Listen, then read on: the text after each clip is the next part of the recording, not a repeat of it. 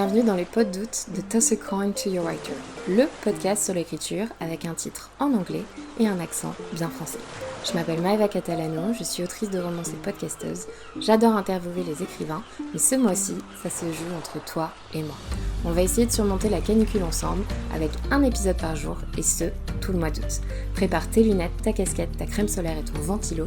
On va parler de tout et de rien, mais surtout de lecture et d'écriture. Bonne écoute!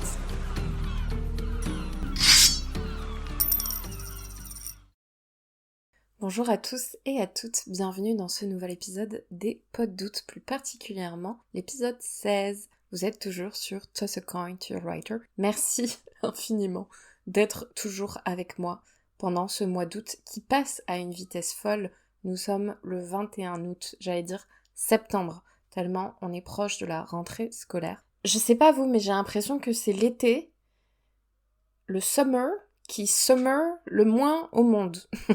Je sais, c'est peut-être moi, c'est peut-être le fait de grandir. Évidemment qu'on n'est pas comme quand on était petit, avec les grandes vacances, quoi, les vacances scolaires, etc. Mais je sais pas si c'est le temps qui a été complètement décalé, l'atmosphère politique et sur les réseaux sociaux, le capitalisme peut-être. C'est pas un été qui donne l'été, quoi. Je sais pas trop. Mais bon, je pense que c'est malheureusement comme beaucoup de choses. En grandissant, il faut se construire nos propres souvenirs et nos propres opportunités. Et je pense que c'est un discours que vous croisez souvent, notamment en ligne, et avec lequel j'interagis beaucoup. Noël, c'est pareil, genre, il y a des fois l'impression qu'il n'y a pas vraiment cette magie, et je pense qu'il faut qu'on se la construise nous-mêmes, mais voilà, on est en gros à 10 jours de la rentrée. Je suis en train de vous foutre le cafard, alors que c'est pas du tout le sujet du pod d'août d'aujourd'hui, je suis désolée, mais on est plus ou moins à 10 jours de la rentrée scolaire, mais c'est quand même toujours un renouveau, je trouve, septembre, même si on n'a pas d'enfants, même si on n'est plus des enfants pour nous. Enfin, oui, nous-mêmes, c'est ce que je voulais dire. Et j'ai l'impression qu'on est encore début juillet, quoi. C'est assez étrange comme sensation. Genre, il y a des mois qui passent très très très très très vite. T'as envie de dire, oula, août, tranquille, on n'est pas trop pressé, hein. Alors que, je sais pas, janvier et juillet, ils prennent leur temps, pépère. Bref, là n'est pas la question. Aujourd'hui, j'aimerais démystifier quelques termes qui sont donc dans le titre de cet épisode, à savoir le Dreamcast et le Faceclaim, mais pas que. Avant toute chose, j'aimerais vous renvoyer vers l'épisode de podcast. J'ai plus le numéro sous la main, je suis une podcasteuse trop nulle. Je vais le retrouver tout de suite, attendez. C'est l'épisode avec Marie Magro sur le RPG, épisode 27. Je croyais que c'était 30 quelque chose, mais non. L'épisode 27, donc oui, qui a été publié en juin 2023, il y a plus d'1 an maintenant, mais ça passe beaucoup trop vite. Voilà, Marie, si tu passes par là. Je vous renvoie à cet épisode parce qu'on parle énormément de Faceclaim, de Dreamcast. Donc, si vous voulez approfondir le sujet et entendre parler un petit peu de l'importance du visuel dans une écriture, notamment collaborative, je pense que c'est l'épisode parfait pour débattre de tout ça, tout simplement. Premier petit exercice, avant de rentrer d'autant plus dans le vif du sujet. Je vais vous demander de fermer les yeux, tout de suite. Voilà, on le fait ensemble. Très bien. Et maintenant, je vais vous demander de me raconter ou de m'expliquer comment aller au supermarché du centre-ville de chez vous, ou on va dire à la chaîne de fast-food la plus proche de chez vous.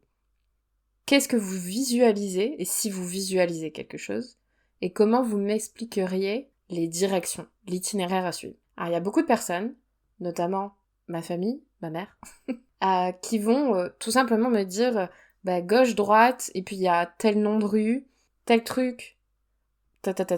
Moi je suis plutôt de l'idée de vous raconter. J'ai une mémoire photographique, certes.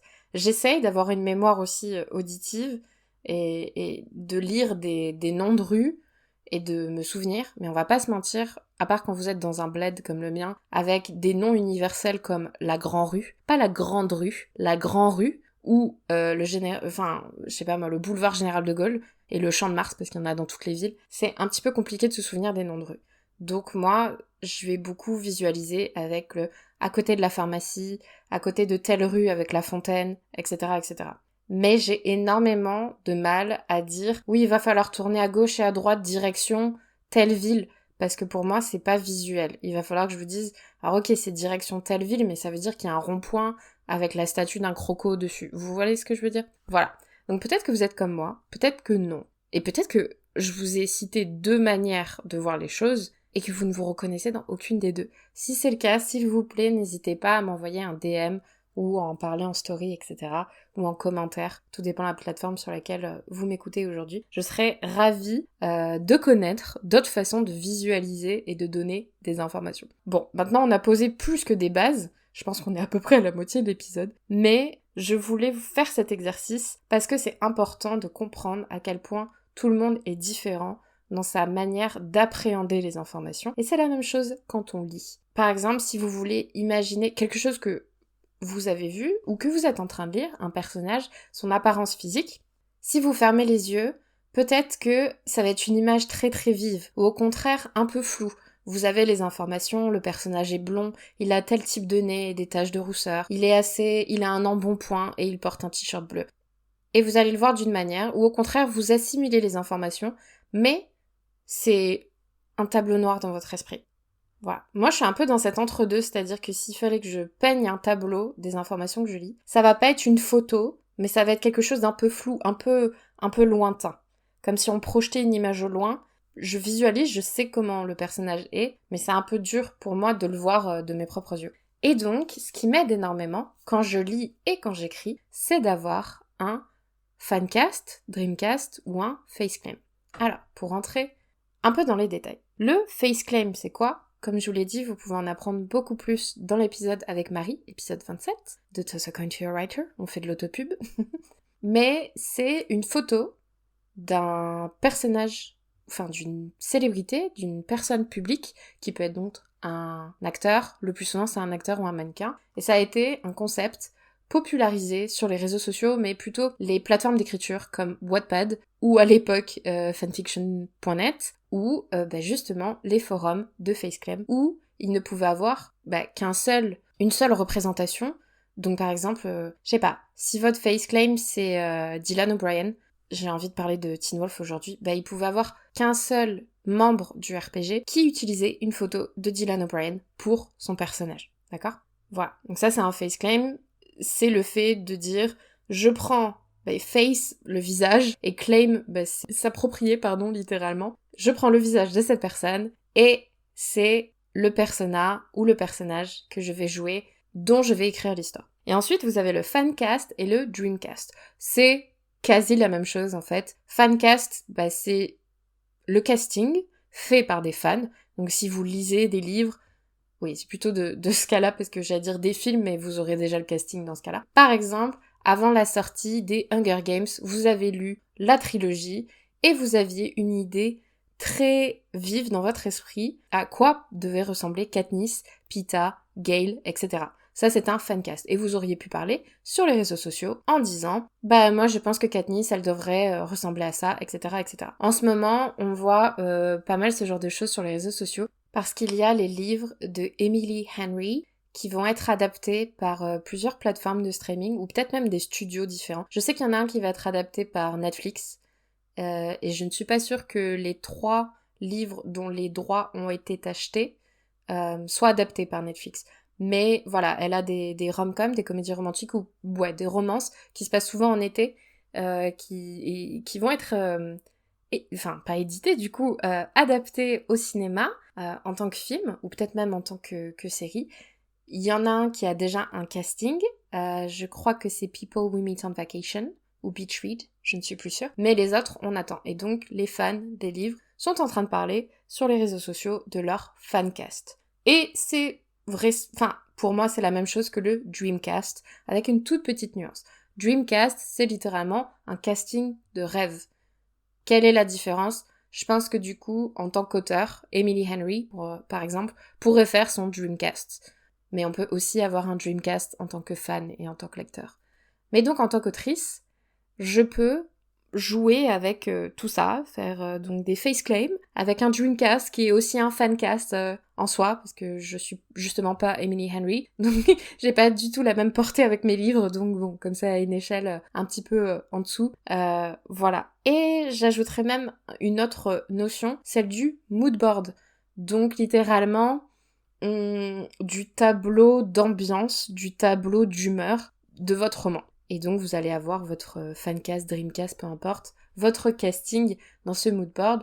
Et c'est quelque chose qui a été rendu assez, j'allais dire célèbre, mais populaire sur Pinterest et sur les réseaux sociaux, sur Instagram, vous allez en voir beaucoup quand on présente nos personnages. En ce moment, les illustrations sont très populaires aussi, que ce soit sur les couvertures des romans, notamment pour la romance, ou pour la présentation des personnages, mais on a quand même tendance à se rapprocher, voilà, d'un fancast, et donc de l'apparence d'acteur ou de personnalité publique pour que notre présentation de personnage soit un peu plus universelle. Et je vais vous donner un exemple très rapide. Sachez que vous pouvez me retrouver sur Pinterest avec Maeva Catalano, c'est mon pseudo sur toutes les plateformes, je vous mettrai le lien en description, et vous pouvez donc retrouver plusieurs tableaux, comme sur Spotify, il y a des tableaux publics et privés, donc les privés c'est pour mes prochains projets, tout ce qui tourbillonne dans mon esprit, mais vous pouvez avoir accès à un tableau qui s'appelle Mes livres, et vous allez donc avoir les moodboards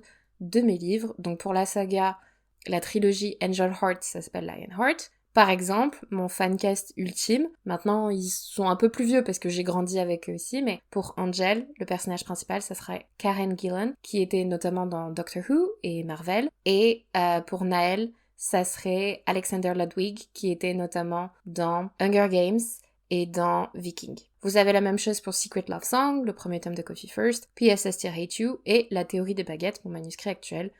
J'imagine clairement Tommy comme Andrew Garfield, que vous avez dû voir dans Amazing Spider-Man et dans plein d'autres, ou Teresa en Nicola Coughlan, qui est Penelope dans Bridgerton, et aussi Claire dans Derry Girls, qui est une série que j'adore. Donc ça, c'est les tableaux auxquels vous avez accès, mais quand je prépare un roman, je vous en parlais dans l'épisode de Pod Doute pour dire mes outils indispensables et comment je commence un nouveau roman. Je parle énormément de Pinterest, et c'est comme ça que je crée mes moodboards. Donc, dans ceci, on va retrouver bien évidemment plein de photos des acteurs que j'imagine. Parfois, j'imagine, entre guillemets, les acteurs avant mes personnages. Enfin, j'ai mon personnage, je sais la vibe que je veux leur donner. Par exemple, une héroïne épipelette qui adore faire la cuisine, etc., etc. Et je vais voir un acteur, peut-être que j'aimais bien avant, et je dis « Oh, cette actrice, elle collerait bien à cette image. » Je vais calquer plus ou moins sa description physique à cette actrice. Et parfois, ce qui est la majorité du temps, en vrai, donc 99% du temps, j'ai mon personnage, j'ai son ambiance, j'ai son état d'esprit, sa personnalité, je vais essayer de trouver quelqu'un qui pourrait coller le plus possible. Et ça va m'aider après peut-être avec des petits détails, genre une tache de rousseur, ou une marque de naissance, une tache de naissance, ce genre de choses. Et après, dans le reste du moodboard, ça va être l'ambiance, tout simplement. Donc, si je prépare, je dis ça au hasard, une romance qui se passe en Irlande, à Dublin, avec un rugbyman, forcément, parmi mon fancast, dans ce moodboard, il y aura des photos de t-shirts de l'équipe de rugby d'Irlande, ou un stade, etc., etc.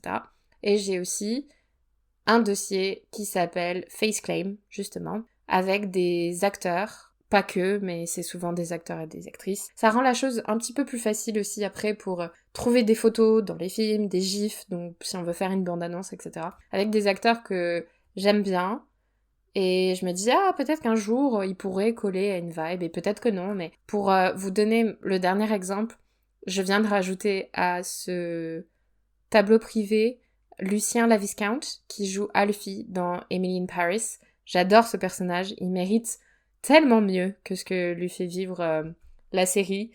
Et voilà, on va pas se mentir, l'acteur est aussi très très beau.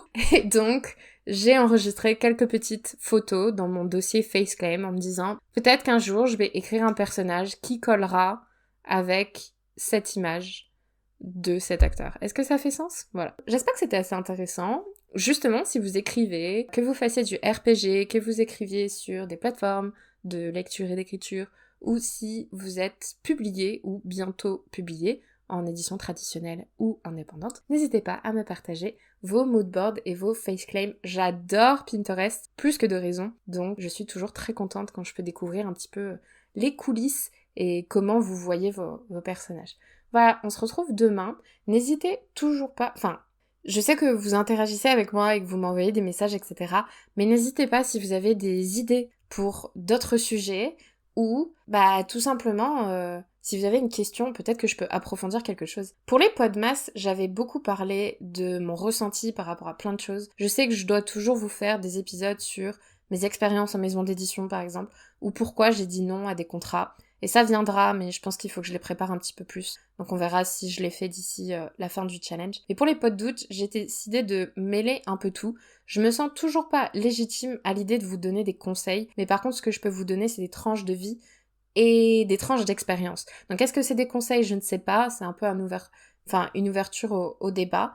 Mais si ça peut vous aider, vous faire réfléchir, vous faire rebondir sur des idées, c'est toujours intéressant. Donc vraiment, n'hésitez surtout pas. C'est libre. Et en plus, de manière totalement transparente, je ne suis pas sûre que ma liste... Alors je sais qu'il nous reste une dizaine de jours, mais je crois que je vais pas, avec ma liste de sujets, arriver jusqu'à la fin des pods d'août. Donc si vous avez des idées pour sauver la fin du mois, ça m'aiderait beaucoup. Je vous embrasse, oui, allez, écoutez, aujourd'hui on est mercredi, bientôt le week-end comme on dit, on est un peu plus détendu. Donc, allez, un peu plus tactile aujourd'hui. Prenez soin de vous, lisez bien, et on se voit demain. Salut! Merci beaucoup d'avoir écouté cet épisode des Pods d'août de Toss a Coin to Your Writer. N'hésitez pas à laisser des petites étoiles ou un commentaire par exemple sur votre plateforme de prédilection, Spotify, Apple, Deezer, YouTube ou autre, ou de m'envoyer un message pour me dire de quel sujet vous voulez parler cet été. On se retrouve demain pour un nouveau numéro. Bronzez bien, hydratez-vous bien et lisez bien. Salut!